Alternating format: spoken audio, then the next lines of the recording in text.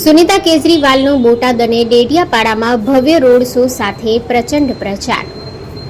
આમ આદમી પાર્ટીના રાષ્ટ્રીય સંયોજક અને દિલ્હીના મુખ્યમંત્રી અરવિંદ કેજરીવાલજીના ધર્મપત્ની સુનિતા કેજરીવાલજી આજે લોકસભા ચૂંટણીના પ્રચાર અર્થે ગુજરાત પધાર્યા છે. સુનિતા કેજરીવાલજી સાથે સાથે આમ આદમી પાર્ટીના રાજ્યસભા સાંસદ સંદીપ પાઠક પણ ગુજરાત પધાર્યા છે. અમદાવાદ એરપોર્ટ પર આમ આદમી પાર્ટીના પ્રદેશના નેતાઓ અને કાર્યકર્તાઓએ તેમનું ખૂબ જ ઉષ્માભર્યું સ્વાગત કર્યું હતું. એરપોર્ટ પર સુનિતા કેજરીવાલજીએ મીડિયા સમક્ષ વાત કરતા જણાવ્યું હતું કે દિલ્હીના મુખ્યમંત્રી અરવિંદ કેજરીવાલજીને જબરજસ્તીથી જૂઠા કેસમાં ફસાવીને જેલમાં ધકેલી દેવામાં આવ્યા છે, પરંતુ દેશના લોકો ખૂબ જ સમજદાર છે, માટે લોકો આ ષડયંત્રનો જવાબ વોટથી આપશે.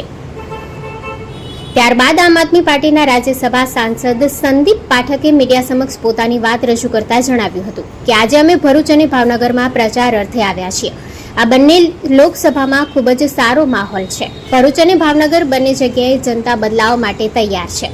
ગુજરાતની વિધાનસભા ચૂંટણીમાં પણ ગુજરાતના લોકોએ અરવિંદ કેજરીવાલજીના દિલ્હીના કામોને જોઈને તેમને વોટ આપ્યા હતા.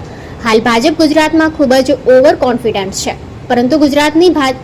પરંતુ ગુજરાતની જનતા ભાજપનો ઓવર કોન્ફિડન્સ તોડશે. અરવિંદ કેજરીવાલજી પર જુલ્મ કરીને તેમને જેલમાં નાખવામાં આવ્યા છે, પરંતુ જનતા આ જેલનો જવાબ વોટથી આપશે. ઇલેક્શન આવતાની સાથે જ પ્રધાનમંત્રીને ધર્મ આધારિત આરક્ષણનો મુદ્દો યાદ આવે છે, પરંતુ અમારો એમને સવાલ છે કે જનતા સમક્ષ એ વાત કરો કે તમે છેલ્લા 10 વર્ષમાં જનતા માટે શું કામ કર્યું.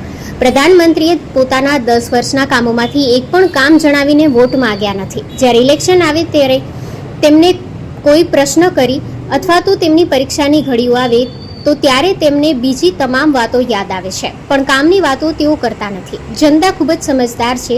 જનતાની સ્કૂલ, હોસ્પિટલ જેવી સારી સુવિધાઓથી મતલબ છે. પહેલા ભાજપના લોકો ચુનાવમાં ચોરી કરતા હતા, પરંતુ હવે પરિસ્થિતિ એવી આવી ગઈ છે કે સુરતની જેમ તેઓ ચૂંટણી જ નથી કરાવી રહ્યા.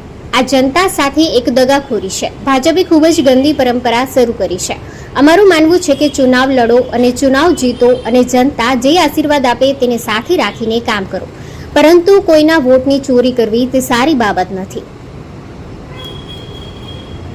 સુનિતા કેજરીવાલજીએ બોટાદ અને ડેડિયાપાડા ખાતે રોડ શોમાં ભાગ લીધો હતો. અમદાવાદથી નીકળીને સુનિતા કેજરીવાલજી સૌપ્રથમ બોટાદ ખાતે પહોંચ્યા હતા. બોટાદમાં એક ભવ્ય રોડ શોનું આયોજન કરવામાં આવ્યું હતું.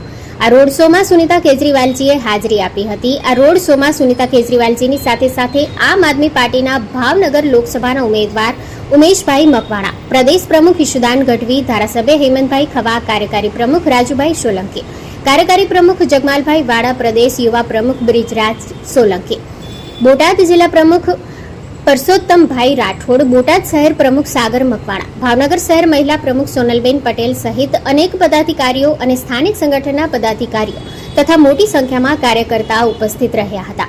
આ રોડ શોમાં હજારોની સંખ્યામાં સ્થાનિક લોકો સામેલ થયા હતા અને સ્થાનિક લોકોએ સુનિતા કેજરીવાલજીનું હૃદયપૂર્વક સ્વાગત કર્યું હતું. બોટાદના લોકોએ આમ આદમી પાર્ટી અને ઉમેશભાઈ મકવાણાનું પૂરું સમર્થન આપી વિજય બનવા માટેનો વિશ્વાસ વ્યક્ત કર્યો હતો. બોટાદથી નીકળીને સુનિતા કેજરીવાલજી ડેડિયાપાડા પહોંચ્યા હતા. ડેડિયાપાડામાં પણ એક ભવ્ય રોડ શોનું આયોજન કરવામાં આવ્યું હતું, જેમાં હજારો લોકો જનસેલાબ સુનિતા કેજરીવાલજીને આવકારવા હાજર હતા.